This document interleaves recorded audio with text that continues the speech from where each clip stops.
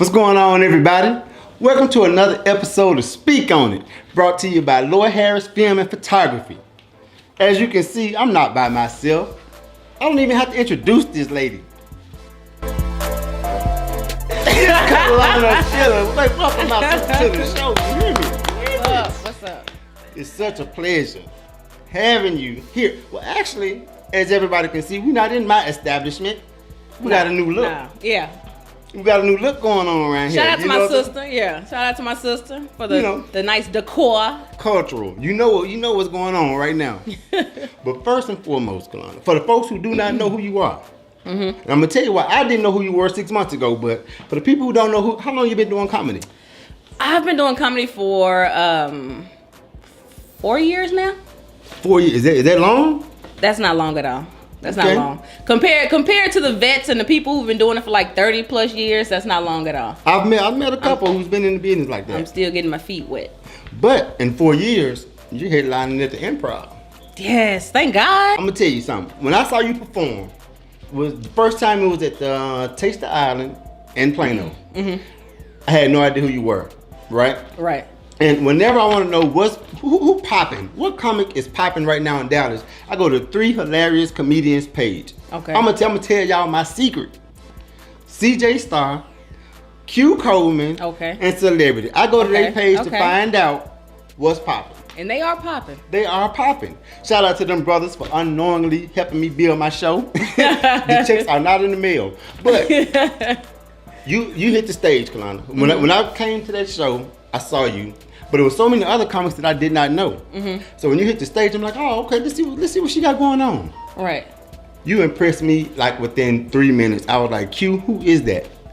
I'm gonna tell you the story. Okay. You hit the stage, and I was like, okay, let's see if she fine. Never heard of her, you know. She may not be funny. Right. She might be whack as hell, but we finna see. Q, I said, Q, who is it? I said, I knew you was gonna ask, Lord.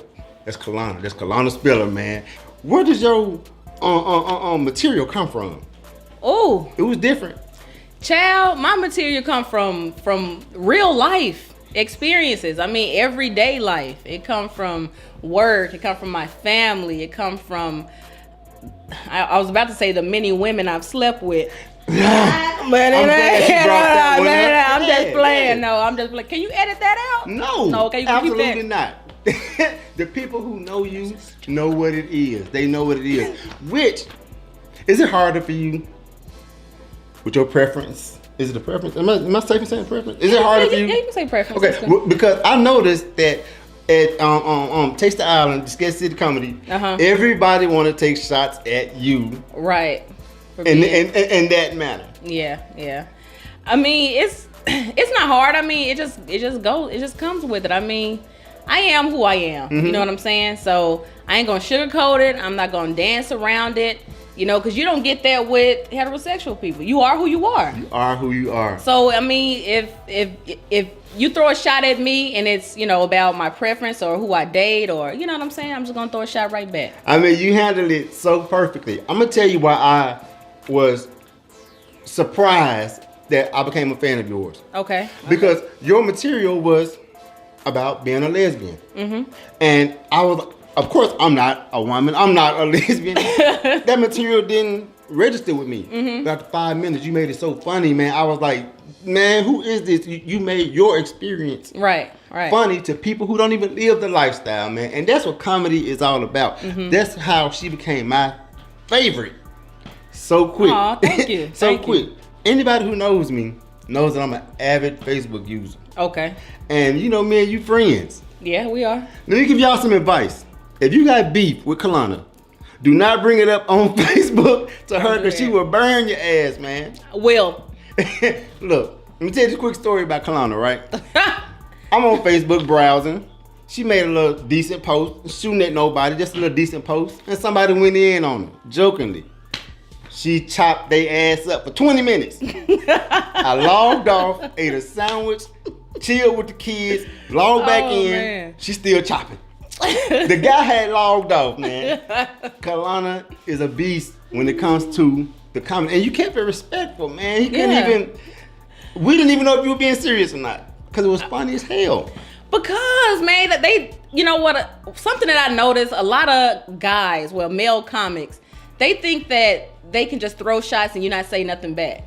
I'm gonna say something back. Yeah. I've been, like, growing up, all I fought were men or boys. You know what I'm saying? So it seems like it's just a recurring thing. Men always want to take shots. Men always want to challenge me. Men always want to go there.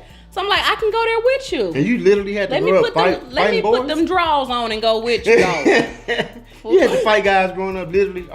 I'm dead serious. Wow. Yeah. You do it so naturally. Is that a defense mechanism from childhood? Yeah. Or something you had to do, like being in this male-dominated business? Now, I've always had to have a good comeback, even when growing up. I mean, we call it joning in Arkansas. You used to joan, like if you couldn't joan, like you wasn't in a circle. You wasn't considered one of the best joners if you couldn't, you know, duke it out with the guys. So yeah, it's a defense mechanism that eventually I just turned it into stand up. So. Okay, because I was going to ask you that. How did that transfer into? Tell me about your first comedy experience when you said, "Look, I want to hit the stage." Tell me about that day when you know, it's crazy because I knew I wanted to be a comedian because I've always wrote jokes. I just never went on stage. I had like a tablet full of jokes like 3 years before I even went on stage. And when I finally got on stage, I just did stuff that I had already wrote. So you were writing these jokes and you didn't even know why you were writing them? Exactly. Well, I knew I wanted to be a comedian eventually, but I was so scared to get on stage. You know what I'm saying? So it's kind of like a damn. And then I had a friend of mine. She just eventually said, "You know what? For your 28th birthday, you should give yourself a present and do something that you always wanted to do." So I was like, "Okay, well, I got this book full of jokes that I ain't never told nobody." So that's what I did on my 28th birthday. I went and did my first open mic. You know what? I heard everything you said, but I want to say this. Shout out to that good friend. You need friends like that who push you to do things for yourself instead of, "No, girl, it ain't going to work for you." So whoever that friend is, you ain't even got to name her. Right. Thank you. Because you gave her to us. You did that. You did that. You have a beautiful voice, Kelanna. Thank you. You have the voice for You ever done radio? I have. I could tell. I could tell, man. I knew it. Oh man, I went to American Broadcasting School over there on 360 in Arlington. So yeah, I did. I had an internet radio show, but I never actually got to like FM or AM. It was just all internet and podcast.